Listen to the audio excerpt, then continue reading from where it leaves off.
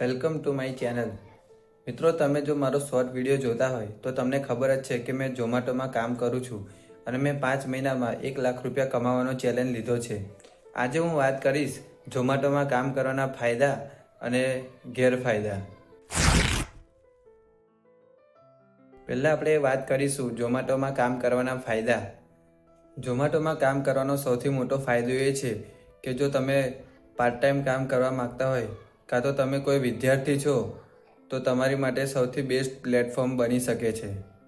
તમે જ્યારે ઈચ્છો ત્યારે લોગિન થઈ શકો છો અને જ્યારે ઈચ્છો ત્યારે લોગઆઉટ થઈ શકો છો. મતલબ કે તમારી મરજી હોય એટલા ટાઈમ પર તમે કામ કરી શકો છો. કોઈનું દબાણ હોતું નથી, કોઈ તમારો સાહેબ હોતો નથી. તમારી ઈચ્છા હોય તેટલું જ કામ કરી શકો છો. અને બીજું એ કે તમે જેટલું કામ કરશો તમને પૈસા પણ એટલા જ મળશે. ઝોમેટો રાઇડર તરીકે તમે કામ કરો છો તો આ બે સમય પર તમને વધારે પૈસા કમાવાનો ચાન્સ છે. એક તો બપોરે જમવાનો ટાઈમ અને બીજો રાત્રિના જમવાનો ટાઈમ. પ્લસ કે તમને વરસાદ પડતો હોય, ચોમાસાની ઋતુ હોય તો પર ઓર્ડર એક્સ્ટ્રા પૈસા મળી આવે છે. અને કોઈ વાર તહેવાર હોય તો પણ તમે વધારે કમાઈ શકો છો. અને દર વીકમાં એક સન્ડે તો હોય જ છે, તો દર સન્ડે પણ બીજા દિવસો કરતાં સારી જ ઓફર હોય છે. મતલબ આ એક સારી વસ્તુ છે તેમાં. આ કામમાં કોઈ તમારો બોસ હોતો નથી. તમારે કોઈના હાથ નીચે કામ કરવાની જરૂર પડતી નથી. તમારું કામ તમને કસ્ટમરના રેટિંગના હિસાબે મળે છે. જો કસ્ટમર તમને રેટિંગ સારા આપે તો તમને ઓર્ડર પણ સારા જ મળે છે. અને દર વીકના સોમવારે તમારી જે પણ પેમેન્ટ છે તમારા એકાઉન્ટમાં આવી જાય છે. અને આ હરતી ફરતી જોબ છે તો મતલબ તમારી શારીરિક પ્રવૃત્તિ પણ થઈ જાય છે અને તમે શરીરથી પણ ફિટ રહો છો. હવે વાત કરીએ ઝોમેટો રાઇડર તરીકે કામ કરવાના ગેરફાયદા. અનિયમિત ઇન્કમ. આની અંદર કોઈ તમારી ફિક્સ સેલેરી હોતી નથી. તમે વીકના 7 દિવસ સારું કામ કરો છો તો તમારી ઇન્કમ સારી હોય છે. અને જો તમે 1-2 દિવસ રજા પાડો અથવા 1-2 દિવસ ઓર્ડર સારા મળતા નથી તો તમારી ઇન્કમમાં ઘટાડો થઈ શકે છે. આ જોબમાં તમારી ઇન્કમ ઓર્ડરની સંખ્યા ઉપર ડિપેન્ડ હોય છે. જો ઓર્ડર સારા ના મળે તો ઇન્કમ પણ સારી હોતી નથી. આ કામમાં તમારે સમયસર ડિલિવરી પૂરી કરવાની ફરજ બને છે, જેથી તમારે અકસ્માત થવાની સંભાવનાનું પણ જોખમ બની રહે છે. આ કામની અંદર તમારે તમારી બાઇકનું મેન્ટેનન્સ, પેટ્રોલ અને તમારા મોબાઈલનો ઇન્ટરનેટનો ખર્ચો તમારે જાતે જ ઉઠાવવો પડે છે, જેથી તમારી ઇન્કમમાં ઘટાડો જોવા મળે છે.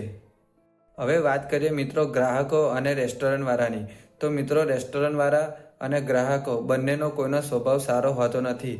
તમારી કોઈ ઇજ્જત રાખતા નથી. તમે રેસ્ટોરન્ટમાં ઓર્ડર રેડી ના હોય ને ઘૂસી જાઓ તો પણ તમને બહાર કાઢી નાખે છે. અને તમે ઓર્ડર ડિલિવર કરવામાં લેટ થઈ જાય તો પણ ગ્રાહક તમને ગમે તે બોલી શકે છે, ગાળો પણ આપી શકે છે. મિત્રો, બધું સહન કરવું પડે છે આમાં. આ જોબની અંદર પીએફ, ઈએસઆઈ અને પેન્શન જેવું કંઈ હોતું નથી. આની અંદર હેલ્થ ઇન્સ્યોરન્સ અને લાઈફ ઇન્સ્યોરન્સ હોય છે. તે પણ જોઈનિંગ કરતાં પહેલાં 1600 રૂપિયા જેટલા ભરવા પડ્યા હતા મારે. હવે દરેક સિટીમાં અલગ અલગ હોય છે. મેં 1600 રૂપિયા ભર્યા હતા. હવે મિત્રો વાત કરીએ કે ઝોમેટો રાઇડર તરીકે કામ કરાય કે નહીં. તો જો તમારી 15,000થી ઉપર સેલેરી હોય તો મારો પર્સનલ ઓપિનિયન છે કે ના કરાય. જો તમે 12-13,000થી નીચે કાં તો 12,000 લગીને જો તમારી કોઈ સેલેરી હોય, તમે કોઈ જગ્યા પર જોબ કરતા હોય તો પાર્ટ ટાઈમ તરીકે કામ કરી શકાય. કારણ કે એમાં એવું છે કે જો તમે કોઈ કંપનીમાં જોબ કરો છો, તમે કોઈ મશીનના ઓપરેટર છો તો એ મશીન તમને કંપની લાવીને આપે છે, ગમે તેટલાનું હોય. પણ આ કામની અંદર 80,000થી લાખ રૂપિયાનું બાઇક, જે આપણે મશીન તરીકે વાત કરીએ, તો તમારે પર્સનલી લેવું પડે છે. એનો મેન્ટેનન્સનો ખર્ચ બધું તમારે કાઢવું પડે છે. અને જો તમે 10થી 12 કલાક ડેલી બાઇક લઈને ફરો છો તો એટલું તો છે કે બધા દિવસ સરખા હોતા નથી. તો જોખમી કામ છે આ. હું આ કામ જાતે છોડવા માગું છું. મારા ભાઈનું મેરેજ પતે પછી મેં થોડું પૈસા સેવિંગ કરીશ અને એક સેકન્ડ હેન્ડ ગાડી લઈશ અને ઓલા ઉબરમાં ચલાવવાનું વિચારું છું. કારણ કે બાઇકમાં ડેલી કોઈક ને કોઈક અકસ્માત થતા રહી જાય છે. એવું છે નહીં કે બાઇક આવડતી નથી, પણ કંઈક ને કંઈક તો રહી જ જાય છે. તો વિચારું છું કે હવે જોબ બદલી નાખું. અને આમાં પૈસા પણ ઓછા આપે છે. તો હવે વિડીયોનો કરીએ એન્ડ. જો વિડીયો તમને ગમ્યો હોય તો વિડીયોને લાઇક કરજો, ચેનલને સબસ્ક્રાઈબ કરવાનું ભૂલશો નહીં.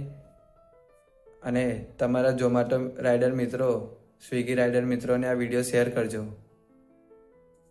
બાય.